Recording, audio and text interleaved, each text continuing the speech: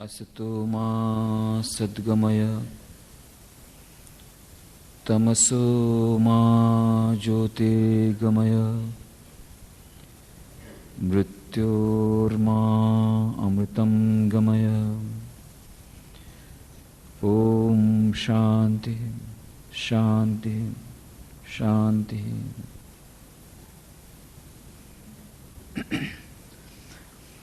एकाग्रता અને ધ્યાન એ વિષય પર આપણે 206 ચર્ચાઓ કરી છે અને તેમાં આપણે જોયું છે કે આપણા દૈનિક જીવનના વિભિન્ન ક્ષેત્રોમાં સફળતા મેળવવા માટે, પછી ભણવાનું કાર્ય હોય કે ભણાવવાનું હોય, ઓફિસનું કાર્ય હોય, રસોઈનું કાર્ય હોય, બધા જ કાર્યોમાં નિપુણતા સફળતા મેળવવા માટે મનની એકાગ્રતાની કેટલી આવશ્યકતા છે, તેમજ દૈનિક જીવનમાં માનસિક તેમજ શારીરિક સ્વાસ્થ્ય માટે, દૈનિક જીવનમાં શાંતિ માટે, માનસિક શાંતિ માટે, તેમજ પરમ શાંતિની પરમપદની પ્રાપ્તિ માટે ધ્યાનનું કેટલું મહત્ત્વ છે, એકાગ્રતા ધ્યાનને પ્રાપ્ત કરવાના વિભિન્ન ઉપાયો અને એ અભ્યાસ અને વૈરાગ્ય જે મુખ્ય ઉપાયો કહ્યા, એનું આચરણ કરવા જતાં જે વિભિન્ન બાધાઓ આવે છે, એ બાધાઓનું અતિક્રમણ આપણે કેવી રીતે કરી શકીએ,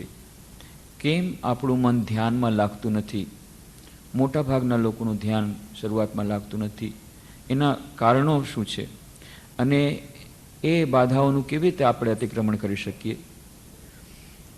ધ્યાનની સાથે અન્ય જે વિભિન્ન આયામો સંકળાયેલા છે, ધ્યાન અને એકાગ્રતા, ધ્યાન અને મનની શાંતિ, ધ્યાન અને મંત્રોનો જાપ, ધ્યાન અને પ્રાર્થના, ધ્યાન અને દૈનિક જીવનના કાર્ય, આ પરસ્પર એકબીજા સાથે કેવી રીતે સંકળાયેલા છે, એ બંને વચ્ચેનો સંબંધ, પરસ્પર સંબંધ, તેમજ એનું સામંજસ્ય કેવી રીતે થઈ શકે, એ બધી ચર્ચાઓ પણ આપણે કરી હતી. ધ્યાનના વિભિન્ન પ્રકારો વિભિન્ન ધર્મો પ્રમાણે, પારંપરિક ધર્મો પ્રમાણે, આધુનિક જે કેટલીક વિધિઓ બહાર પાડવામાં આવી છે ધ્યાનની, એ વિશે પણ ચર્ચા કરી. પાશ્ચાત્ય મનોવિજ્ઞાન અને પ્રાચ્ય મનોવિજ્ઞાન બંને વચ્ચેનું અંતર અને આપણી જે ચર્ચામાં આપણે બંને મનોવિજ્ઞાનનું થોડું થોડો ભાગ લઈએ છીએ, જે આપણા માટે રેલિવન્ટ હોય, જે આપણા માટે આવશ્યક હોય એ પ્રમાણે લઈએ છીએ. પણ આપણે કહ્યું હતું કે મોટા ભાગના પાશ્ચાત્ય મનોવૈજ્ઞાનિકો શોર્ટકટ મેથડમાં માને છે અને એ શોર્ટકટ મેથડ કરવા જતાં ક્યારેક લાભ તો નથી જ મળતો, નુકસાનદાયક પણ નીવડે છે, ભયજનક પણ નીવડે છે અને એટલા જ માટે સાવચેતી રાખવાની ખૂબ આવશ્યકતા છે.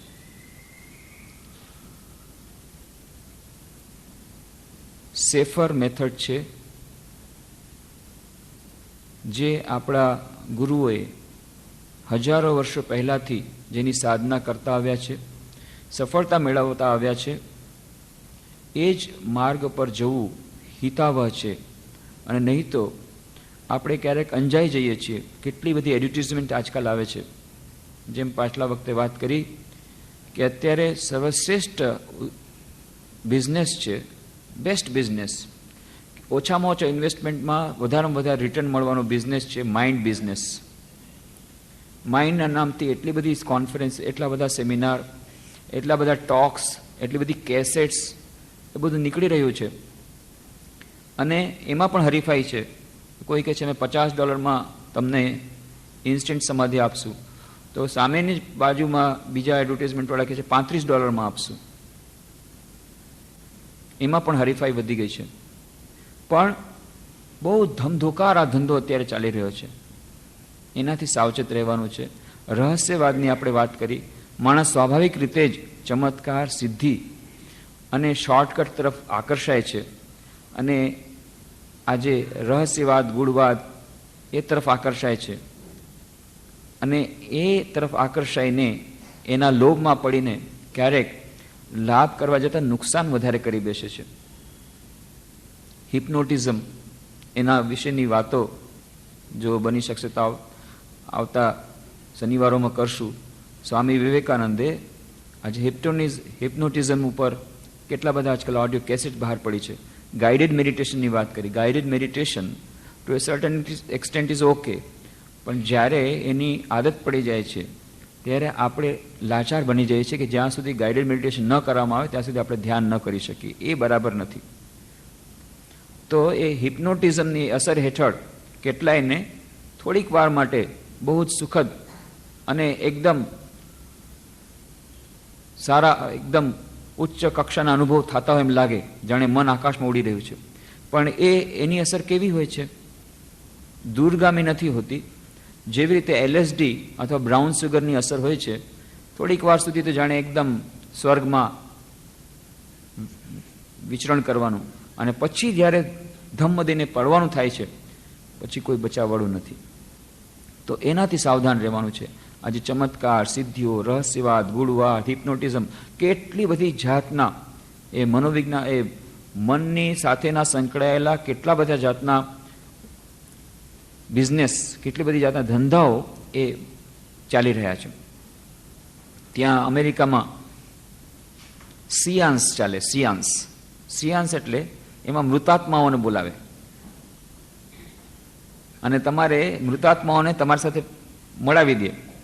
ઘણાની ઈચ્છા હોય કે ભાઈ મારો દીકરો મરી ગયો છે એક્સિડન્ટમાં, યુવન મારે ગમે તેમ કરીને મને મળાવી દો. કે હા, તમને મળાવી દેશું. અને તમે જે પ્રશ્ન પૂછશો એ પ્રશ્ન ઉત્તર પણ આપશો. વાહ, બહુ સરસ. એના માટે થઈને તો હું મારું જાન દેવા તૈયાર છું. ના, તમારે જાન દેવાની જરૂર નથી, ફક્ત $50 ટિકિટ છે.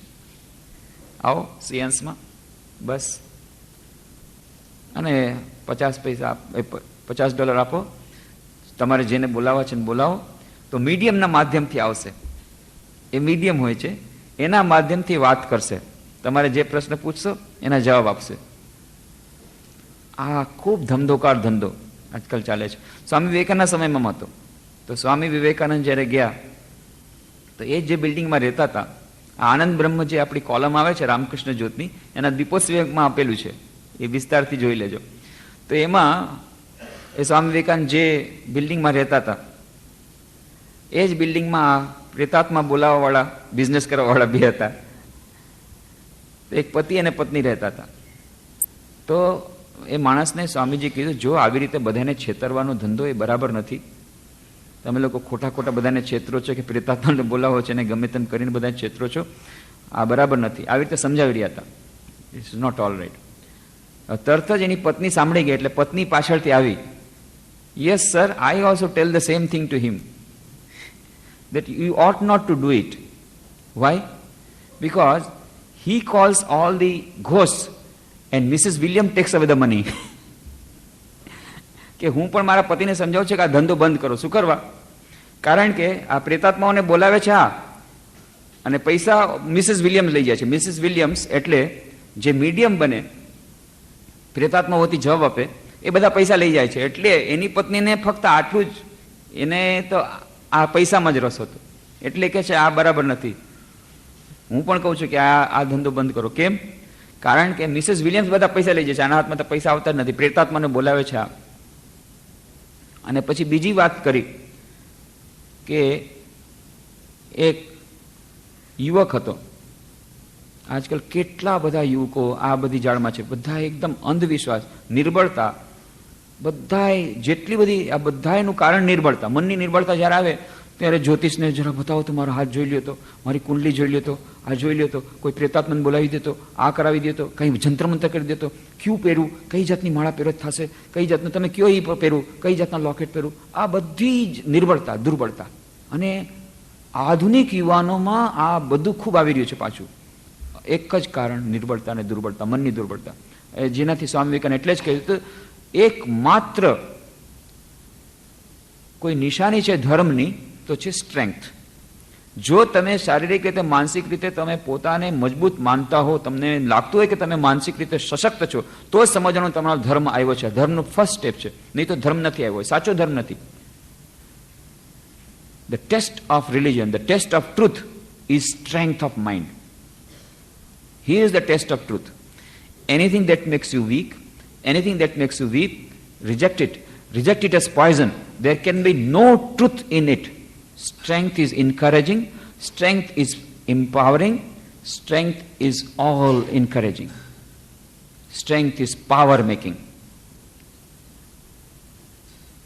સ્વામીજી કહે છે સત્યની આ જ ઓળખાણ છે, સાચા ધનની આ જ ઓળખાણ છે. હંમેશા ટેસ્ટ કરવાનો કે ભાઈ આ સત્ય છે કે નહીં.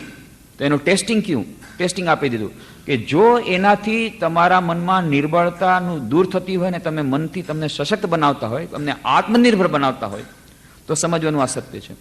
પણ જો તમને પરનિર્ભર બનાવતા હોય કે પછી એ જે તમારો જે હિપ્નોટાઇઝ કરવાવાળો જ્યાં સુધી તમને બરાબર ન કરે, તમે એના સૂચનો અનુસાર જ જવાનું, જેમ એ કે છે એમ જ કરવાનું, તમારું પોતાનું કોઈ નહીં, તમે અંદરથી ખોખલા, એવું જો તમને કરતું હોય તો એનાથી દૂર રહેજો, સાવધાન રહેજો, સ્વામીજી કહે છે. તો યુવકો, આધુનિક યુવાનો, તો સ્વામીજીના સમયમાં પણ એવા મૂર્ખા યુવકો તો હતા જ. તો અમેરિકામાં એક એવો યુવક મળી ગયો. તો એ શું કરતો, આવી રીતે આ સિયાન્સમાં જતો. તો એ સ્વામી વિવેકાનંદે વાર્તા સંભળાવી. એક યુવકની વાર્તા કે એ ગયો તો સિયાન્સમાં. તો સિયાન્સમાં મિસિસ વિલિયમ્સ, મેં વાત કરીને, એ મીડિયમ બનીને આવે, એના વતી બધા પ્રેતાત્માઓ વાત કરે. તો એણે પોતાની માતાને આત્માને બોલાવી. તો મિસિસ વિલિયમ્સ આવ્યા, ત્યાં સ્ટેજ ઉપર આવે અને બોલે. તો આ યુવક બોલી ઉઠ્યો, oh my dear mother, how have you grown in the spiritual world since you left this body. કે માં, તમે તો કેટલા દુબળા હતા, આ પ્રેત જગતમાં તમે કેટલા જાડા થઈ ગયા, તમારો કેટલો વિકાસ થઈ ગયો, ઓહો. ત્યારે સ્વામી વિવેકાનંદ માથું ઠીકું. આને પોતાની માતા સમજે છે, મીડિયમ બનીને આવી છે મિસિસ વિલિયમ્સ, એને પોતાની માતા સમજે છે. કે છે માં, તમે આટલા જાડા કેવી રીતે થઈ ગયા આ પ્રેતાત્માના જગતમાં. ત્યારે સ્વામી વિવેકાનંદ કે આના વિશે હવે આ યુવક થઈને આવું કરે છે, કોઈ આશા નથી. ત્યાર પછી એમણે કહ્યું કે હવે આને સીધો દોર કરવા માટે એને એક વાર્તા સંભળાવી કે જો એક રશિયન પેઇન્ટર હતો. એ રશિયન પેઇન્ટરને કહેવામાં આવ્યું કે કોઈકે કીધું કે તું મારા પિતાજીનું ચિત્ર દોરી દે. તો પણ કેવા પિતાજી? તો કે એના નાક પર મોટું મસ્સું હતું. પણ બીજું તું કંઈ કહો કે ના, એના નાક પર મોટું મસ્સું હતું. એક જ વાત એના પિતાજી વિશે કહે છે. હવે પેઇન્ટર શું કરે? તો રશિયન પેઇન્ટર શું કર્યું? કોઈ પણ એક રશિયન ખેડૂતનું પિક્ચર બનાવ્યું, ગમે તેવા કોઈ પણ એક રશિયન ખેડૂતનું પિક્ચર બનાવ્યું. પિક્ચર બનાવીને એક મોટું મસું એના નાક ઉપર ચોંટાડી દીધું. અને પછી આ ચિત્ર લઈને આવ્યો આની પાસે. અને આ ખેડૂત પિક્ચર જોઈને કે આ પિતાજી, તમે સ્વર્ગમાં જઈને કેટલા બદલાઈ ગયા છો, આ વાત કરી. એટલે સ્વામીજી આ જોકાને સંભળાવ્યું યુવકને. ત્યારે યુવક સમજી ગયો કે આ યુવક સમજી અને પછી ભાગ્યો. પછી કોઈ દિવસ સ્વામીજીને મળતો નહોતો. જ્યારે સ્વામીજીને કહેવામાં આવ્યું કે આ યુવક તમારી જોક સમજી ગયો, હવે તમને મળતો નથી, કે ઓહો હો, બહુ બુદ્ધિમાન નીકળો, જોક સમજી ગયો. મને તેમ કે જોક નહીં સમજે. પણ વાત એમ છે કે આ નિર્બળતા અને દુર્બળતા, સિયાન્સમાં જવું, રહસ્યવાદ, હિપ્નોટિઝમ, શોર્ટકટ મેથડ, આ બધી એડવર્ટિઝમેન્ટ, આટલા ડોલર્સમાં આટલું, આ બધું છેતરવાના જે ધંધા કરે છે એ લોકો છેતરી શકે છે આપણને એટલા માટે કારણ કે આપણને વગર કાંઈ કરે અથવા ઓછામાં ઓછી મહેનતે વધારેમાં વધારે મેળવવું છે. તો આપણે પણ ઠગ છીએ કે પ્રાઇસ આપ્યા વગર જો તમે કોઈ વસ્તુને ચાહો એને ઠગબાજી જ કહેવાય. 1500 રૂપિયાનું 5000 રૂપિયાનું રેફ્રિજરેટર તમને જો 150 રૂપિયામાં જોઈતું હોય અને તમે એને માગો છો 150 રૂપિયામાં, તો એ પણ તમે પણ ઠગ છો. 5000નું રેફ્રિજરેટર તમને 150માં જોઈએ છે તો તમે ઠગ છો. તો બીજો તમને 5000 એ 150 રૂપિયામાં તમને રેફ્રિજરેટરને બદલે ડબલું આપે છે. પછી તમે કહો છો આ તો મને ઠગી ગયો. તો ભાઈ બે ઠગની લડાઈ છે. એકમાં જે વધારે બુદ્ધિમાન હોય એ ઠગ જીતી જાય. તો આધ્યાત્મિક જગતમાં પણ એવું ચાલી રહ્યું છે. આ માઇન્ડ બિઝનેસ બહુ જોરદાર ચાલી રહ્યો છે. કેટલાય ઠગ આવી ગયા છે. એમાં સારા પણ છે, સાચા પણ છે, પણ મોટા ભાગના આ ધુતારા આવી ગયા છે. અને ધુતારા એ કહેવત છે કે જ્યાં સુધી દુનિયામાં મૂર્ખા છે ત્યાં સુધી ધુતારા ભૂખે નહીં મરે. હવે ભૂખે મરવાની વાત નથી, આલિશાન બંગલામાં ધુતારા રહે છે, એટલા જોરદાર, એટલા આગળ વધી ગયા છે. $85,000 5 દિવસના લઈ લેશે, શીખવી દેશે આમાં. બસ આ તમારી સમાધિ થઈ ગઈ, આનું નામ સમાધિ, આનું નામ સમાધિ. હા બસ, વાહ, તમે ખુશ. ક્યાંક તે તમને કહે છે કે હવે તમે એમ કોઈને કહેતા જ નહીં કે તમને નિર્વિકલ્પ સમાધિ નથી થઈ. હંમેશા કહી દઉં મને નિર્વિકલ્પ સમાધિ થઈ ગઈ છે, અને તમે માની જ લ્યો કે તમને ઈશ્વરના દર્શન થઈ જ ગયા છે. બસ એક ધબ્બો મળશે ને, બસ પતી ગયું. તમે સમજી ગયા તમારું બસ મૃત્યુ પછી તમે વૈકુંઠ લોકમાં જ જવાના છો. એન શોર્ટ, બસ અહીંયા રાખીને જાઓ 1 લાખ, બસ પતી ગયું. બીજું કાંઈ નથી કરવાનું, કાંઈ કરવાની જરૂર નથી. આ સત્ય અસ્તે બ્રહ્મચર્ય, અરે એ છોડી દે, કાંઈ નહીં. 1 લાખ મૂકો, એક ધબ્બો ખાઓ, બસ વૈકુંઠ લોકમાં સીધું. અને કોઈ એ માનતા જ નહીં કે મને મુક્તિ નથી મળી. તમારી મુક્તિ તો પતી જ ગઈ. હવે તમારે એમ જ સમજવાનું. આ જે ઠગબાજી ચાલે છે એનાથી સાવધાન રહેવાનું. સાવધાન રહેવાનો એક જ ઉપાય છે, શક્તિવાન બનવાનું, તાકાતવાન બનવાનું. માનસિક રીતે બહુ જ સ્વસ્થ બનવું પડશે. માનસિક રીતે આપણું દેવાળિયું નીકળી ગયું છે. એટલા જ માટે જ્યારે માનસિક રીતે આપણે અસ્વસ્થ થઈ જાય છે, માનસિક રીતે અશક્ત બની જાય છે, ત્યારે આ બધું આપણને સૂચે છે જાઓ કોઈની જ્યોતિષી પાસે જાઉં, જોઉં તો જોશ જોડાવું કે આ ગ્રહો નડે છે ક્યારે પૂરા થશે. આ બધી વસ્તુ આવે છે નિર્બળતા દુર્બળતાને દૂર કરવાનો એકમાત્ર ઉપાય છે, સ્વામી વિવેકાનંદ કહે છે, શક્તિદાયી વિચારોનો ચિંતન કરવાનું. પોઝિટિવ મેન્ટલ એટીટ્યુડ, PMA, અને સશક્ત શક્તિદાયી વિચારોનો મારું બોલાવવાનું, ધ્યાન કરવાનું, મંત્રોનો જાપ કરવાનું, શોર્ટકટ મેથડ રહીને તૈયાર રહેવાનું. તો આપણે પોતાના પગ ઉપર આત્મનિર્ભર રહી શકશું. એટલે સ્વામીજી કહે છે કે આપણે ધીરે ધીરે આગળ વધવું પડશે. જેમ પતંજલિ યોગસૂત્રમાં કહ્યું, સતુ દીર્ઘકાલ નૈરંતર સત્કારા સેવિતો દૃઢભૂમિ. પાગલ નહોતા થઈ ગયા પતંજલિ, મહર્ષિ પતંજલિ. શું કહ્યું? દીર્ઘકાળ સુધી આ સાધના કરવી પડશે. કેમ? અને પછી નિરંતર કરવી પડશે. સતુ દીર્ઘકાલ નૈરંતર સત્કારા સેવિતો દૃઢભૂમિ. ત્યારે દૃઢભૂમિ થશે. ત્યારે છેવટનો જે છે અષ્ટમ સોપાન છે સમાધિ. તો પતંજલિ યોગસૂત્ર પર બહુ સુંદર રાજયોગમાં સ્વામી વિવેકાનંદે એ આખી કોમેન્ટ્રી કરી છે. તો આપણી પાસે તો સમય નથી, કેટલાક ચૂંટેલા શ્લોકો, સ્તોત્રો, ચૂંટેલા સૂત્રો જ આપણે લેશું. તો બીજો જે ચેપ્ટર છે પતંજલિ યોગસૂત્રમાં, સમાધિ તેની સાધના, આ બીજું ચેપ્ટર. એમાં 29મા સૂત્રમાં કહે છે પતંજલિ, યમ નિયમ આસન પ્રાણાયામ પ્રત્યાહાર ધારણા ધ્યાન સમાધયો અષ્ટાવંગાની. યમ નિયમ આસન પ્રાણાયામ પ્રત્યાહાર ધારણા ધ્યાન અને સમાધિ એ યોગના 8 અંગ છે. પછી 30મા સૂત્રમાં કહે છે, અહિંસા સત્ય અસ્તેય બ્રહ્મચર્ય અપરિગ્રહા યમાહ. અહિંસા, સત્ય, અસ્તેય, બ્રહ્મચર્ય અને અપરિગ્રહ એટલાને યમો કહેવામાં આવે છે. કોમેન્ટ્રી આપતા સ્વામી વિવેકાનંદ કહે છે, જે માણસ પૂર્ણ યોગી થવા ઈચ્છતો હોય તેણે સ્ત્રી પુરુષ ભેદનો ખ્યાલ તજવો જ જોઈએ. આત્મામાં લિંગ ભેદ નથી, તો પછી તેણે એ ભેદ સૂચક વિચારો કરીને પોતાની જાતને શા માટે હલકી પાડવી, આ વિચારોનો શા માટે ત્યાગ કરવો જોઈએ, એ આગળ ઉપર આપણને સમજાશે. જે માણસ પરિગ્રહ કરે, બીજાનું દાન લે, તેના મન પર દાન આપનારના મનનો પ્રભાવ પડે છે. તેથી દાન લેનારનું મન અધપતન પામે છે. દાન લેવાથી મનનું સ્વાતંત્ર્ય નાશ થવાનો અને આપણને ગુલામ બનાવવાનો સંભવ રહે છે.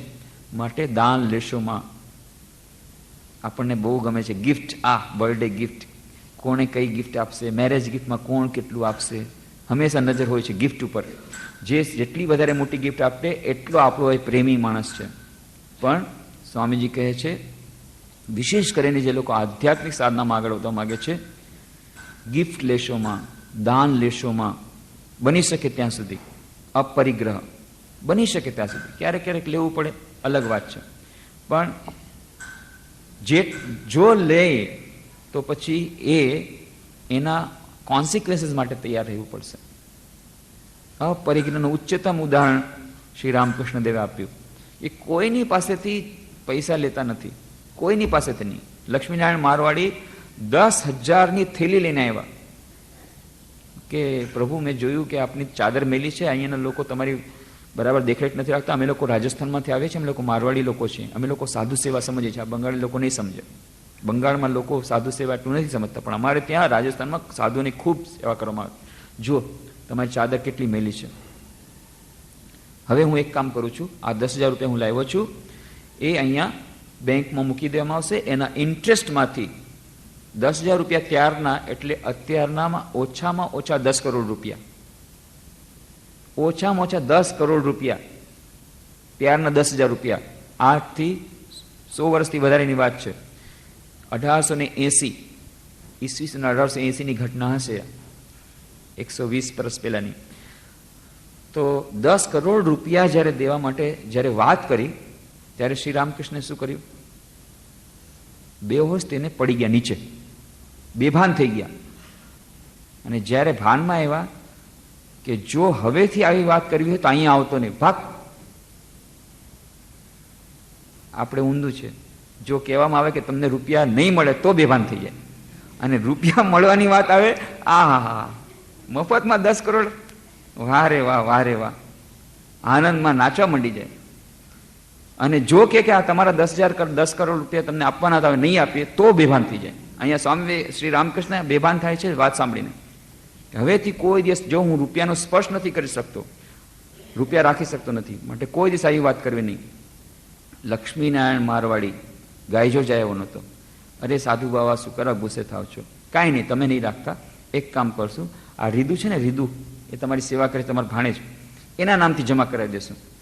કે ના, એ નહીં બને, એ તો મારી સેવા કરશે, મારી સેવામાં પૈસા વાપરશે, એ તારા પૈસામાં ન જાય, લઈ જા. ગાયજો જાય એવો નહોતો. પાછો એક દિવસ પાછો આવ્યો, પાછો થઈને આવ્યો. અચ્છા ઠીક છે, તમારે કાંઈ નહીં, તમારી પત્નીને મા શારદા દેવીને એને દઈ દઉં, નવબાતમાં ખાનામાં છે. એટલે રામકૃષ્ણદેવને શું સૂજ્યું? હા, એને આપો, મારે કંઈ વાંધો નથી. એટલે આ લક્ષ્મીનારાયણ મારવાડી ખુશ થઈ ગયો.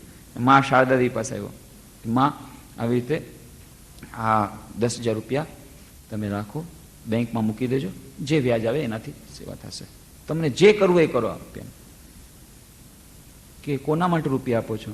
તો કે તમારા માટે.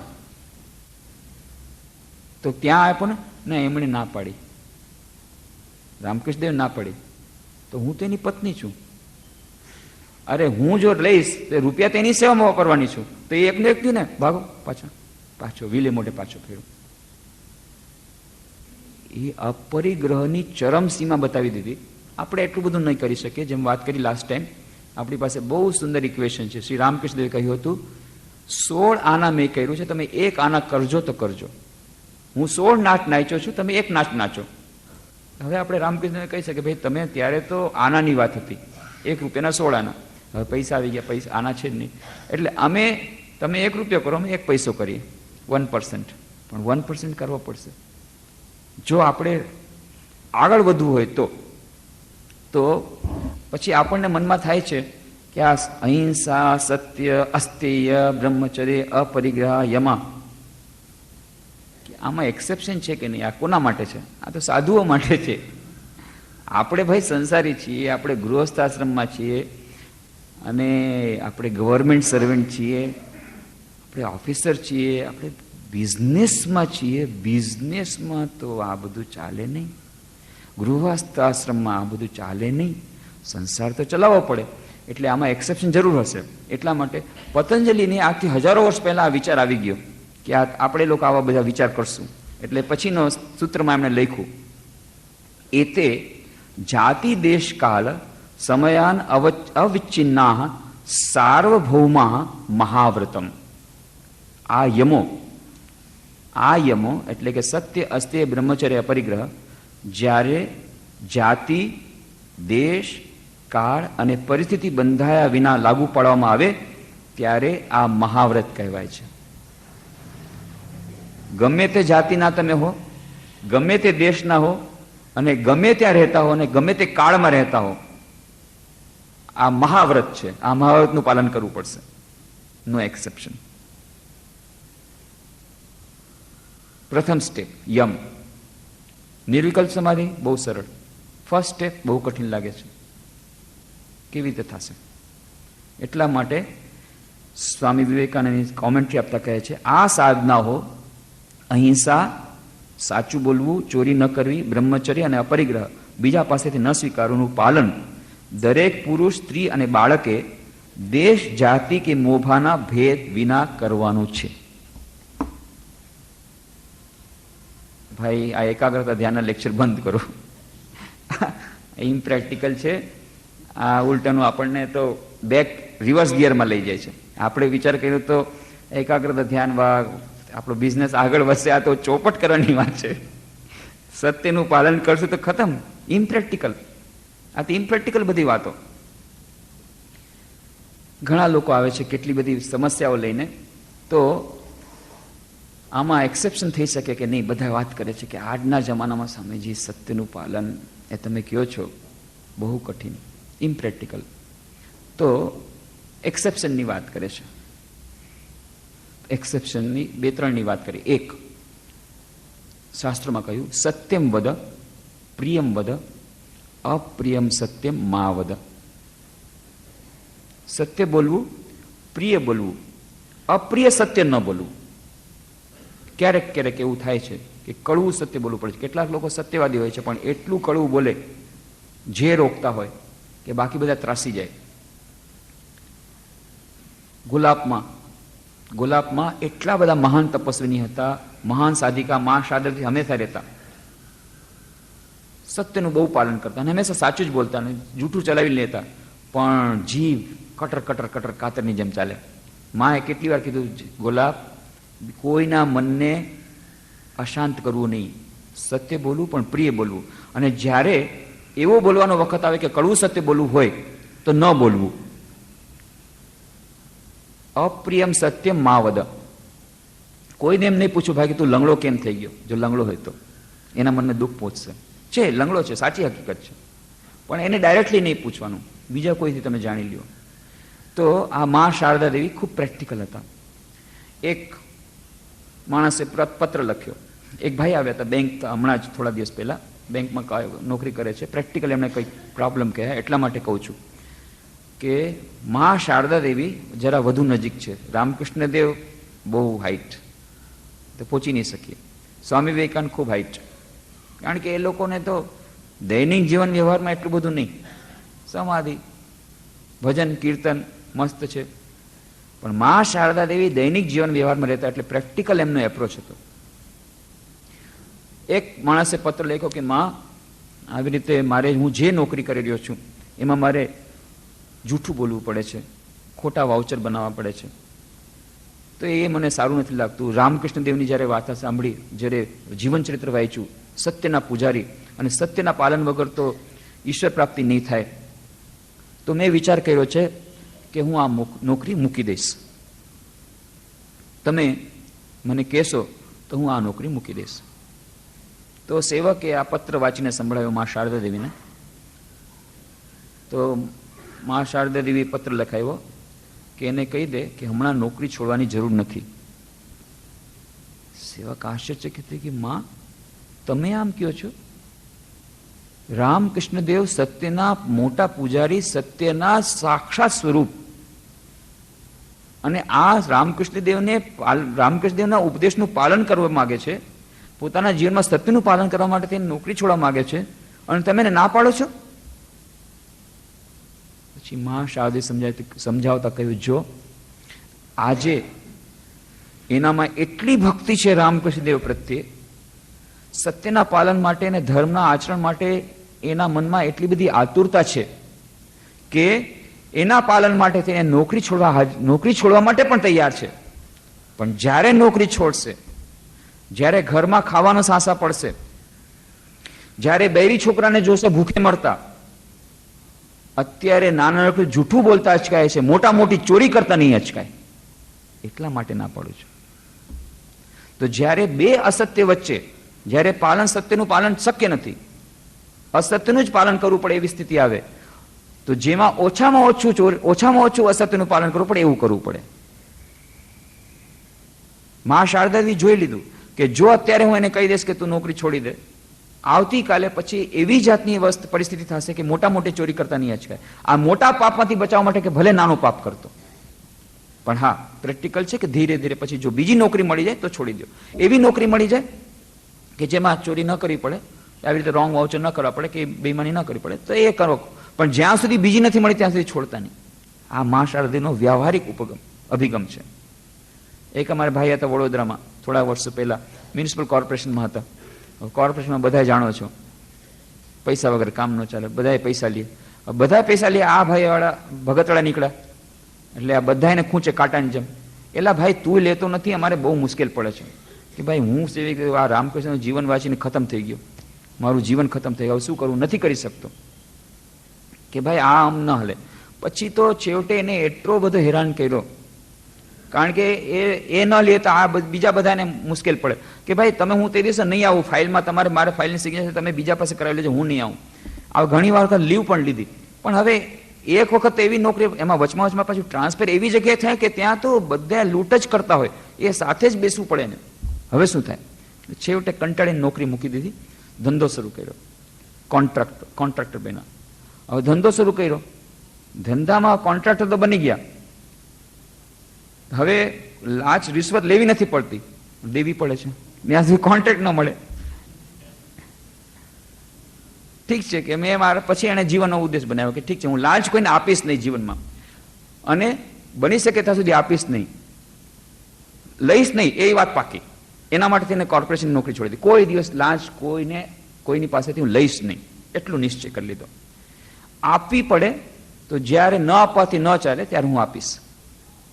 એનો વ્યવહારિક અભિગમ ચલાવે છે. અત્યારે ધીરે ધીરે ધીરે ઓછું કરે છે. આ બધું કરવું પડે છે. આજના જમાનામાં આ બધું કરવું પડે છે. પરિસ્થિતિ એવી છે, શું કરશો? પણ એના માટે એટલા પ્રમાણમાં આપણે સત્યનું પાલન જેટલા પ્રમાણમાં નથી કરતા, એટલા પ્રમાણમાં આપણે તૈયાર રહેવું પડે. સત્યના પાલનના ન પાલન કરવાના જે નુકસાન થાય એના માટે તૈયાર રહેવું પડે. તો સત્યના પાલનથી સત્યનું પાલન અથવા સત્યનું પાલન જ્યારે કરીએ છીએ ત્યારે શું નુકસાન થાય તો બધાને ખબર છે. સત્યનું પાલન કોઈ કરે તો એ ઇમ્પ્રેક્ટિકલ ગણાય, સત્યવાદી હરિશ્ચંદ્રનું પૂછડું ગણાય, લોકો ક્રિટિસાઇઝ કરે, નિંદા કરે, એની પત્ની દરરોજ ટોકટોક કરે, બાજુના ઘરમાં કલર ટીવી આવી ગયું, ગાડી આવી ગઈ, અને તમે સાયકલમાં ફેરા કરો છો, કાંઈક તો વિચાર કરો. પત્ની ટોકે, બાળકો રોજ વેન કરે, આ બધું સહન કરવું પડે જો સત્યનું પાલન કરવું હોય તો. દુઃખ તો ઘણું છે, સત્યનું પાલનમાં દુઃખ જ દુઃખ છે. એના ફાયદા શું છે? સૌથી પહેલો ફાયદો છે, બહારની વસ્તુ નહીં મળે, પૈસો ઓછામાં ઓછો મળશે. જે સત્યનું પાલન કરશે એને પૈસો ઓછામાં ઓછો મળશે, બહારની વસ્તુ ઓછામાં ઓછી મળશે. અને બહારના લોકો તમને ઇમ્પ્રેક્ટિકલ કહેશે, નિંદા કરશે, એપ્રિશિએશન પણ નહીં મળે. પહેલા એપ્રિશિએશન મળતું કમસે કમ, કે વાહ બહુ મોટા સત્યવાદી છે. હવે કહેશે સત્યવાદીનું એ હરિશ્ચંદ્રનું પૂછડું છે, નિંદા કરશે. પણ મનમાં શાંતિ મળશે. બીજું, જે સાચું બોલે છે એને કોઈ દિવસ ડર લાગતો નથી, નિર્ભય થઈ જાય છે. કોઈ દિવસ એને ડર નહીં લાગે. જેણે એકવાર જૂઠું બોલ્યો, એ જૂઠુંને છુપાવવા માટે બીજા 10 વાર જૂઠું બોલવું પડશે, અને હંમેશા મનમાં ધક ધક ધક થશે, કદાચ જૂઠું છપડાઈ જશે તો, કદાચ હું સપડાઈ જશે, કદાચ કોઈ પકડી પાડશે તો. આ ધક ધક નહીં થાય. અને લાંબે ગાળે ફાયદેમંદ છે. લાંબે ગાળે, શોર્ટ ટર્મમાં જુઓ તો જે સત્ય બોલે છે એ ખોવે છે. લાંબે ગાળે જે લોકો જૂઠું બોલે છે એ લોકોને વધારે સહન કરવું પડે છે. તો એક જોક સાંભળી હતી, પણ એ જોક એ રિફ્લેક્શન છે કે આ નિયમનો એક જાતનું દ્યોતક છે. તો એક માણસ ટ્રેનમાં જઈ રહ્યો હતો, તો સાથે એક નાનકડો બાળક હતો, એનો પુત્ર. હવે જેમ સ્ટેશનમાં આવે તો ફેરિયાવાળો આવ્યો, ભેલપુરી, પપ્પા ભેલપુરી ખાવી છે? ના, હમણાં જઈમાં હજી થેપલા હતા, હજી હમણાં પૂરા કર્યા, પાછો હજી ના ભાઈ પપ્પા ભેલપુરી ખાવી છે. ભેલપુરી ના, હમણાં નહીં આપો ભેલપુરી તો હું કહી દઈશ. હવે આ ગભરાઈ ગયા, ભેલપુરી લઈ દીધી.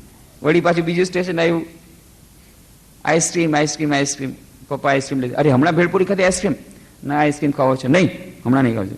નહીં કયો, નહીં આપો આઈસ્ક્રીમ, કહી દેશે, પાછું આઈસ્ક્રીમ આવ્યું. જે સ્ટેશન ઉપર આવે નવી વસ્તુ આવે, બસ મને રમકડું લઈ દો, રમકડું લઈ દીધું. કેટલી વસ્તુઓ લેવડાવી આ દરેક સ્ટેશન ઉપર. હવે એક ભાઈ રહેવાયું નહીં કે તમે કેવા છો, આવડા નાનકડા બાળક પાસે તમે આવી રીતે લાચાર બની જાઓ છો, તમને આવો એક્સપ્લોઇટ કરે, બ્લેકમેલ કરે છે તમને. દર વખતે તમે લઈ લ્યો છો, તમે ના પાડો છો અને તમારા ઉપર જોખમી ચલાવે છે, દાદાગીરી કરે છે. આટલું બધું શું સહન કરો છો આની દાદાગીરી? શું કરું ભાઈ, ભૂલ મારી જ છે, અડધી ટિકિટ લીધી છે, વધારે ખર્ચો નીકળે. આ ફૂલ ટિકિટ લીધી હોત તો આટલો ખર્ચો ન થાત અને આ છોકરાની દાદાગીરી ન સાંભળવી પડે. આ તો દાદાગીરી સાંભળવી પડી અને પાછો ક્યારે કહી દેશે, હજી મને હંમેશા ડર ધક ધક થાય, ક્યારે ટીટી આવશે ને પાછો ક્યારે કહી દેશે તો. એટલે એને ચૂપ રાખવા માટે તો એને રિશ્વત આપવી પડે દર સ્ટેશને. તો જૂઠું બોલવાથી શોર્ટ ટર્મમાં તો બહુ ગેઇન છે, લાંબે ગાળે નુકસાન જ નુકસાન છે. ડર હંમેશા લાગે છે, એક જૂઠું બોલવા માટે તેને બીજા 10 જૂઠું બોલવું પડે છે, મનની શાંતિ ખોવાઈ જાય છે. સૌથી મોટું લો ઓફ કર્મ, કર્મનો સિદ્ધાંત એ કોઈને છોડતો નથી, તમે ચાહો કે ન ચાહો. લાઇટ હાઉસ પ્રિન્સિપલની વાત મેં કરી હતી. સ્ટેફન કોવેના પુસ્તકમાં એ ઉદાહરણ આપેલું છે, બહુ સુંદર. The 7 habits of highly effective પીપલમાં બહુ સુંદર પુસ્તક છે. એમાં આ ઉદાહરણ આપ્યું છે કે એક જહાજ જઈ રહ્યું હતું, એ જહાજ પરથી એણે જોયું કે સામેથી એક નાનકડું જહાજ આવે છે, એટલે તરત જ એણે વાયરલેસમાં કીધું કે who is there, get out of the way. કોણ છે, રસ્તો મૂકી દો, મોટું જહાજ આવી રહ્યું છે. સામેથી જવાબ આવ્યો, you get out of the way. અને આ કેપ્ટનને બહુ જ ગુસ્સો થઈ ગયો. Who is there talking nonsense, I am the captain of this ship talking. Who are you? સામેથી અવાજ આવ્યો, Sir, I am an ordinary operator of a lighthouse. હું કેપ્ટન છું. કોણ છે સામે? અને ત્યારે સામેથી અવાજ આવ્યો, ભાઈ હું તો ઓપરેટર છું લાઇટ હાઉસનો, તમે ટકરાશો ને તો તમે ખતમ થઈ જશો. તો કેટલાક સિદ્ધાંતો એવા છે, લાઇટ હાઉસ સિદ્ધાંતો, લાઇટ હાઉસ પ્રિન્સિપલ્સ. તમે જો લાઇટ એ સિદ્ધાંતો નહીં માનો તો તમે ચકનાચૂર થઈ જશો, તમે ખતમ થઈ જશો. બાકી સિદ્ધાંતો તમે માનો કે ન માનો, સિદ્ધાંતો પોતાનું કામ કરશે જ કરશે. ગેલેલિયોને પકડવામાં આવ્યો, કહી દેવામાં આવ્યું બસ ફાંસીની સજા થશે, કે એકમાત્ર ઉપાય છે તું કહી દે કે હા, જેમ બાઇબલમાં કહ્યું છે, જેમ શાસ્ત્રોમાં કહ્યું છે, ક્રિશ્ચન શાસ્ત્રોમાં કહ્યું છે કે પૃથ્વી એ સૂર્યની તરફ નથી ફરતી, સૂર્ય જ પૃથ્વીની ચારે તરફ ફરે છે. ગેલિલિયોએ પ્રથમવાર કહ્યું કે ના, સૂર્ય ફિક્સ છે, પૃથ્વી એની ચારે તરફ ફરે છે, આ સાયન્સ કે છે. પણ ત્યાર એ આના વિરુદ્ધમાં હતું, ધર્મના વિરુદ્ધમાં હતું, અને એટલા માટે એમણે કે આ ધર્મ વિરોધી વાત કરે છે, એટલા માટે એનું ફાંસીની સજા આપો. તો રાજાએ બોલાવ્યો સભામાં, બધા એની સામે કીધું, did you say that the sun moves round this earth? When did I say? So you accept that it is the sun which goes round the earth? Yes. બસ સૂર્ય પૃથ્વીની ચારે તરફ ફરે છે ને? કે હા. બસ તો પછી ઠીક છે, છોડી દેવામાં આવ્યો. છૂટી ગયો, જાતો તો જાતા કીધું, તમે પોતે આટલી મોટી ડિસ્કવરી કરી કે પૃથ્વી સૂર્યની ચારે તરફ ફરે છે, અને હમણાં તમે માની લીધું કે સૂર્ય પૃથ્વીની ચારે તરફ ફરે છે. ત્યારે ગેલિલિયો હસતા કીધું, અરે મારા માની લેવાથી શું થશે, એ પૃથ્વી સૂર્ય તરફ ચારે તરફ ફરવાની છે, હું માનું કે ન માનું એનાથી કાંઈ જ ફરક પડવાનો નથી. જ્યાં ખબર પડી કે પાછો આણે જાતા જાતા આમ કીધું, ફરી પાછો પકડવામાં આવ્યો અને પછી ફાંસીની સજા દેવામાં આવી. ગેલિલિયોને ફાંસીની સજા થઈ. કેમ? શાસ્ત્રની વિરુદ્ધ કહ્યું હતું, ક્રિશ્ચન સાયન્સમાં બાઇબલની વિરુદ્ધ વાત કરી હતી, પણ સાયન્સ માટે થઈને એણે પોતાનું જીવન આપી દીધું. પણ વાત એમ છે કે તમે ગુરુત્વાકર્ષણના નિયમમાં માનો કે ન માનો, તમે જો 7મા માળથી પડતું મૂકો કે હું ગુરુત્વાકર્ષણના સિદ્ધાંતમાં માનતો નથી, પડતું મૂકો, માનો કે ન માનો, એ જ દશા થશે, જે માનવાવાળા નહીં, ન માનવાવાળા. એવી જ રીતે સત્યનું જે લોકો પાલન નહીં કરે એ લોકોને ખૂબ દુઃખ મળવાનું છે. આ કર્મનો સિદ્ધાંત કે છે, માનો કે ન માનો, એ પોતાનો સિદ્ધાંત પોતાનું કામ કરશે. પણ ક્યારેક ક્યારેક કેરનું ઝાડ વાવેલું હોય તો 20 વર્ષ લાગે, પપૈયાનું ઝાડ વાવેલું હોય તો 2 વર્ષમાં મળે. કોઈક કર્મ એવા છે કે જેનું ફળ તરત જ મળે છે, કોઈક ફળ એવા છે જે મોટા ખોટા જ મળે છે. સારા હોય કે નરસા હોય, ફળો પોતપોતાના ટાઈમ પ્રમાણે કામ કરે છે. ત્યારે આપણે અધૈર્ય થઈ જાય છે કે મેં હું સત્યનું પાલન કર્યું, મને ફળ ન મળ્યું, બાજુવાળાએ મિથ્યા પાલન કર્યું, એને ફળ મળી ગયું. પણ ધૈર્ય રાખો, દરેકે દરેક કર્મનું ફળ મળે છે.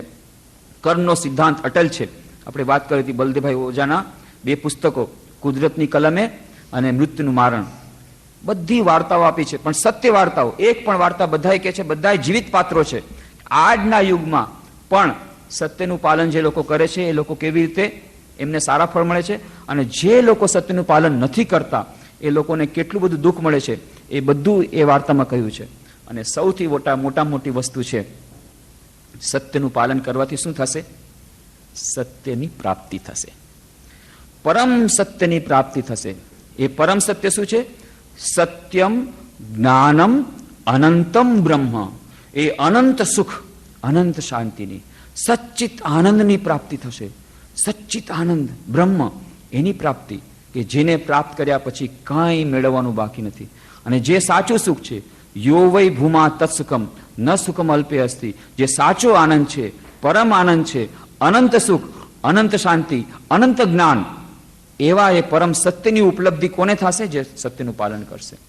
અને પણ જે સત્યનું પાલન નહીં કરી શકે, તો જે સત્યનું પાલન નહીં કરે, આ પ્રથમ સ્ટેપ છે, સત્ય, અસ્તેય, બ્રહ્મચર્ય, અપરિગ્રહ. આ યમ જો આપણે નહીં કરી શકીએ, યમ અને નિયમ નહીં કરી શકીએ, અને એમ આપણે વાત કરશું કે આપણને સમાધિ મળી જાય, તો એ વિચાર છોડી દો. પણ એનો અર્થ એ નથી કે આપણે નિરાશ થઈ જવું. આપણે ધીરે ધીરે આગળ વધવાનું છે.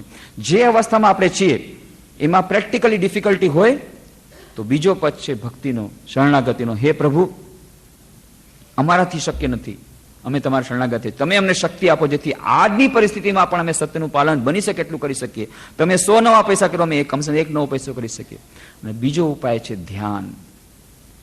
જે લોકોએ સત્યનું પાલન કર્યું છે, શ્રી રામકૃષ્ણ દેવ, જીસસ ક્રાઇસ્ટ, ભગવાન બુદ્ધ, મહાવીર, જે લોકોએ આવી રીતે સત્યના પાલન કર્યા છે અવતાર થઈને, એ અવતાર પુરુષનું ધ્યાન જો કરવામાં આવે, એની મૂર્તિનું ધ્યાન કરવામાં આવે હૃદયમાં, તો ધીરે ધીરે એ સત્યનું પાલન કરવાની શક્તિ પોતાની મેળે આવી જાય છે. આ ઘણાનો એવું એ દાખલો છે. તો જેમ આપણે જોયું કે મંત્રોનો જાપ અને ધ્યાન એકબીજાના પરિપૂરક છે, શાંતિ અને ધ્યાન એકબીજાના પરિપૂરક છે, પ્રાર્થના અને ધ્યાન એકબીજાના પરિપૂરક છે, દૈનિક જીવનનું કાર્ય અને ધ્યાન એકબીજાના પરિપૂરક છે. એવી જ રીતે ધ્યાન અને સત્યનું પાલન પણ એકબીજાના પરિપૂરક છે. જેમ જેમ સત્યનું પાલન કરશું એમ એમ આપણી ચિત્ત શુદ્ધિ થશે, જેમ જેમ ચિત્ત શુદ્ધિ થશે એમ એમ આપણું ધ્યાન સરળ બનશે. પણ સત્યનું પાલન કેવી રીતે થશે? જેમ જેમ આપણે ધ્યાન સારી રીતે કરશું એમ એમ સત્યનું પાલન પણ થશે. તો જે આપણા ઈષ્ટ દેવતાનું ધ્યાન કરવાથી સત્યનું પાલન આપણા માટે સરળ બનશે. જેમ જેમ સત્યનું પાલન સરળ બનશે એમ ચિત્ત શુદ્ધિ થશે તો વધારે સરળ બનશે. આ એક ઊંધું સર્કલ આપણે શરૂ કરવું, વિશ્વ સર્કલ છે. આપણે કારણ કે સત્યનું પાલન નથી કરતા એટલા માટે ધ્યાન જામતું નથી, ધ્યાન જામતું નથી એટલા માટે આપણે સત્યનું પાલન નથી કરી શકતા. ઊંધું કરવું પડશે. થોડું થોડું સત્યનું પાલન કરશું, થોડું થોડું ધ્યાન થશે. જેમ જેમ ધ્યાન થશે એમ એમ સત્યનું પાલન કરવાની શક્તિ આવશે. જેમ જેમ સત્યનું પાલન કરવાની શક્તિ આવશે એમ એમ વધુ ચિત્ત શુદ્ધિ થશે, અને વધુ ચિત્ત શુદ્ધિ થશે વધુ સારું ધ્યાન થશે. આવી રીતે આપણે જ્યાં છીએ ત્યાંથી આપણે શરૂ કરવાનું છે. ભય પામવાનું નથી. આપણા માટે રામકૃષ્ણ દેવે કહી દીધું છે, કલયુગની તપસ્યા છે સત્ય. એ નાની સૂની વાત નથી. સત્યનું નાનકડું પણ આપણે પાલન કરી દીધું. 100 વારમાં 1 વાર પણ જો આપણે જીતી ગયા બાજી, તો પણ એ બહુ સારું છે. પછી 2 વાર, પછી 3 વાર, ધીરે ધીરે આપણે આગળ વધવાનું છે.